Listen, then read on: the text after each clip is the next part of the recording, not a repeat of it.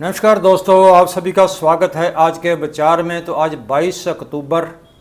तो आज का मुख्य विचार है कि ज़िंदगी में बढ़िया आनंद लेने के लिए अच्छी किताबें, अच्छे दोस्त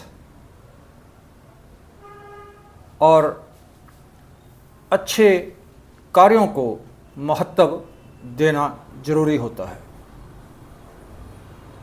तो ये था आज का मुख्य विचार। तो अब बात करते हैं 22 अक्टूबर के साथ जुड़ी हुई विशेष ऐतिहासिक घटनाओं के बारे में जानकारी। तो अभी तक अगर आपने चैनल को सब्सक्राइब नहीं किया दोस्तों, चैनल को सब्सक्राइब जरूर कर ले ताकि हर आने वाला नया विचार, नई जानकारी आप तक पहुंचती रहे। तो 22 अक्टूबर 1893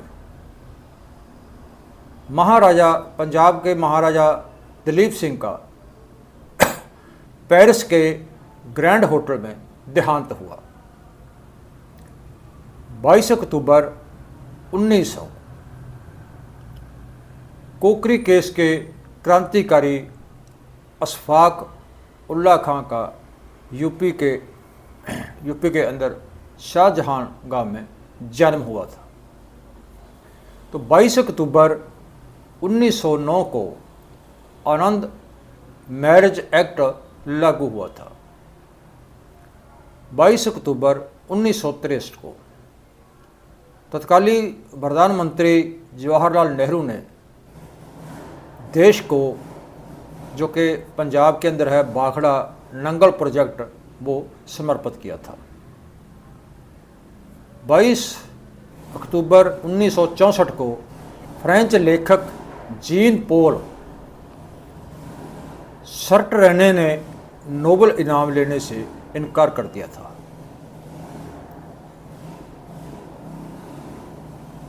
22 अक्टूबर 2008 भारत के इसरो वैज्ञानिकों ने पहला चंद्रयान जो था भारत का, वो ग्रह जो था, चंद्रयान ग्रह था, वो लॉन्च किया था।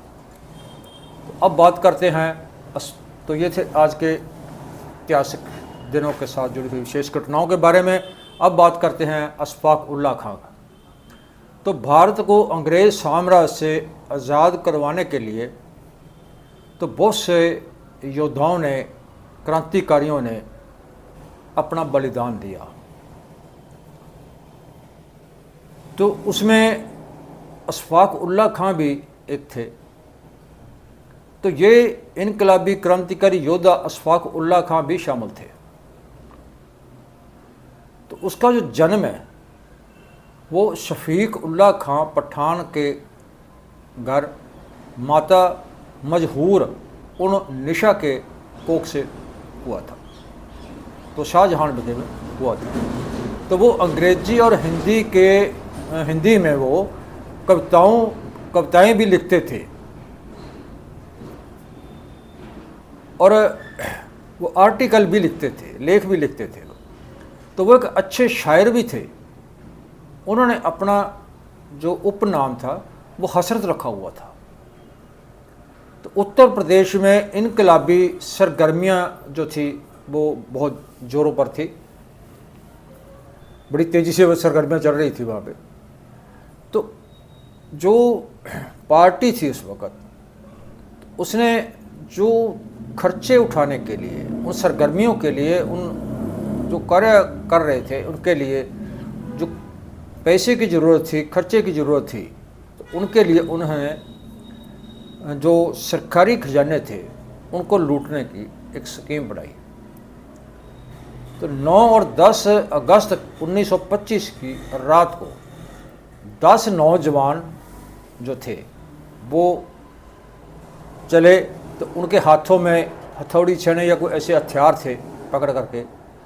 तो वो शाहजहां से चली यात्री गाड़ी जो शाहजहांपुर से वहाँ पे, उस गाड़ी में वो सवार हो गए और काकोरी के आलमनगर स्टेशन के बीच में उन्होंने जंजीर खींच करके गाड़ी को रोक लिया। और जो उसमें गार्ड वाला डिब्बा था ट्रेन का, गाड़ी का। तो उसमें रखे हुए वो सरकारी खजाने को, जो एक पेटी में बंद था, छोटी पेटी में बंद था वो, तो उसको नीचे उतार लिया और अशफाक ने उसका जो ताला था वो तोड़ दिया और 10 मिनट ही के बीच में उसने ताले को तोड़कर और उसके अंदर जो कैश था, करेंसी थी, जो पैसे थे, वो एक चद्दर में इकट्ठे करके बांध लिए और वहाँ से फरार हो गए। तो ये जो लूट थी, ये जो डाका था, ये अंग्रेज हुकूमत के लिए एक बहुत बड़ा चैलेंज था। तो उत्तरी भारत में इस संबंध में उस समय तो 40 व्यक्तियों से भी ज़्यादा जो थी वो गिरफ्तारियाँ की गई। तो अशफाक उल्लाह खां के एक दोस्त ने, अशफाक उल्लाह खां को उसके एक दोस्त ने एक मुखबरी करके दिल्ली में से उसको गिरफ्तार करवा दिया, अरेस्ट करवा दिया। तो 1.5 वर्ष बाद जब मुकदमे का फैसला हुआ तो 6/4/1927 को हुआ।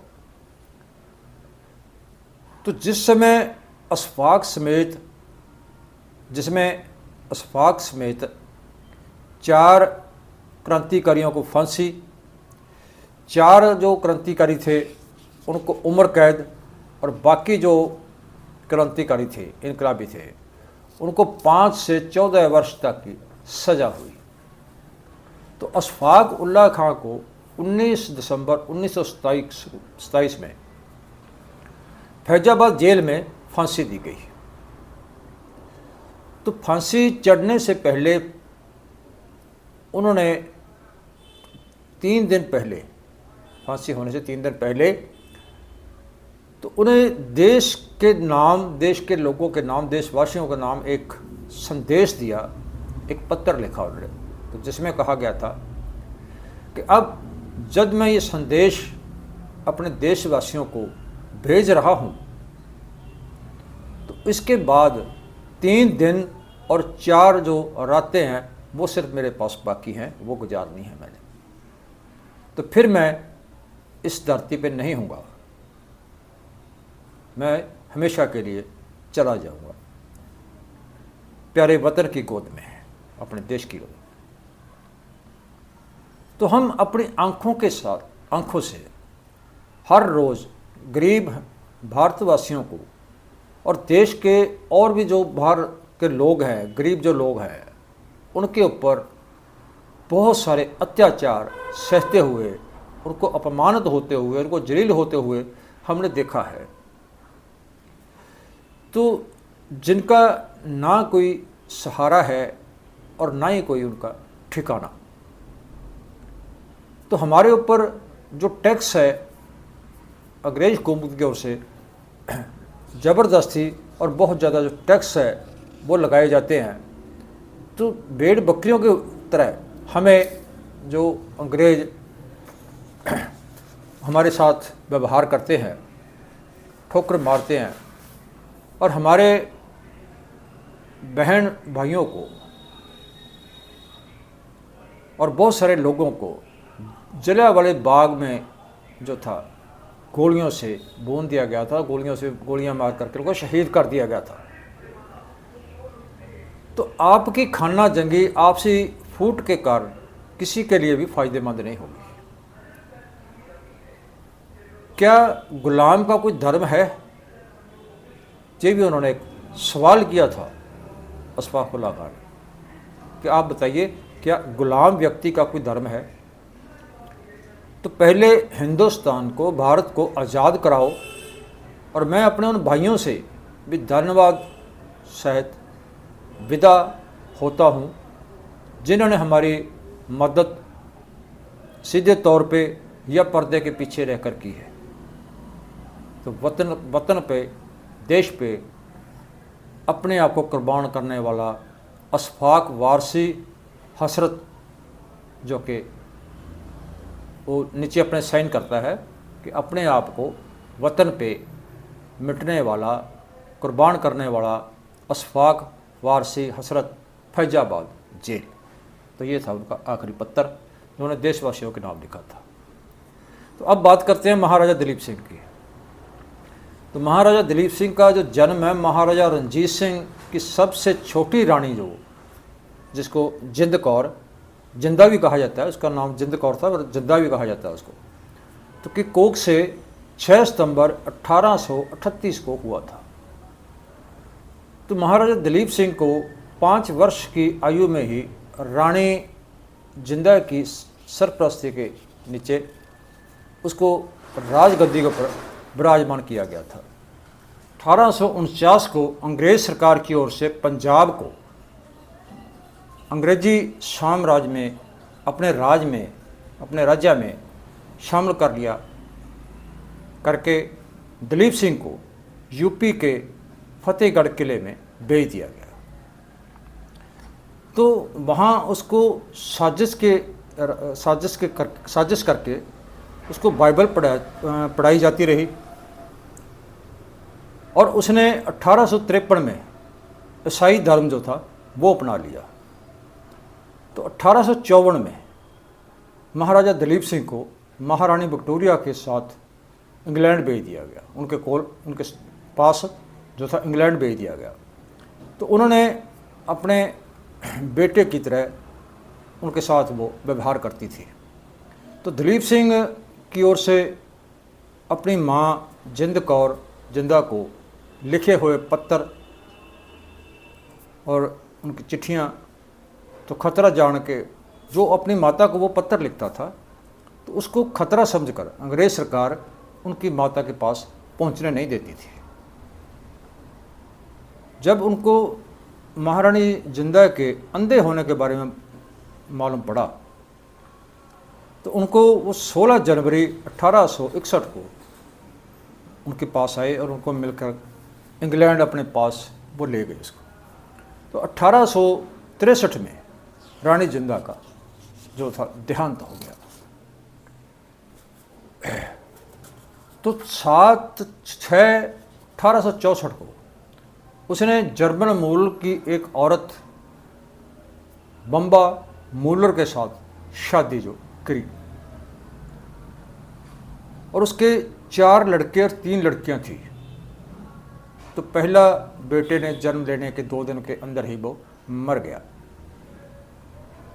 तो 1870 में दिलीप सिंह ने सरकार से अपनी भारतीय जो संपत्ति थी, जो अपना भारत का राज था, उसकी उन्होंने मांग की। तो इनकार करने पर उन्होंने बिना सरकार की मंजूरी के परिवार समेत भारत की ओर वो रवाना हो गए। तो सरकार ने उसको रास्ते में ही जो अदन के अंदर गिरफ्तार करके तो महाराजा दिलीप सिंह को नज़रबंद कर दिया। तो बाकी जो उनका परिवार था वो इंग्लैंड में वापस चला गया। तो 1886 में महाराजा दिलीप सिंह ने फिर वापस अपना सिख धर्म जो था उसको ग्रहण कर लिया। 1889 में ऐना विदरेल नाल उसने दूसरी शादी की, जिससे 2 बेटी लड़कियां हुई। तो पंजाब के आखिरी महाराजा दिलीप सिंह के 2 बार उसको जो एक दौरा पड़ा, तो वो उसका अदरक का दौरा होने के कारण वो 22 अक्टूबर 1893 को पेरिस के एक ग्रैंड होटल में हमेशा के लिए वो चले गए, उनकी मृत्यु हो गई।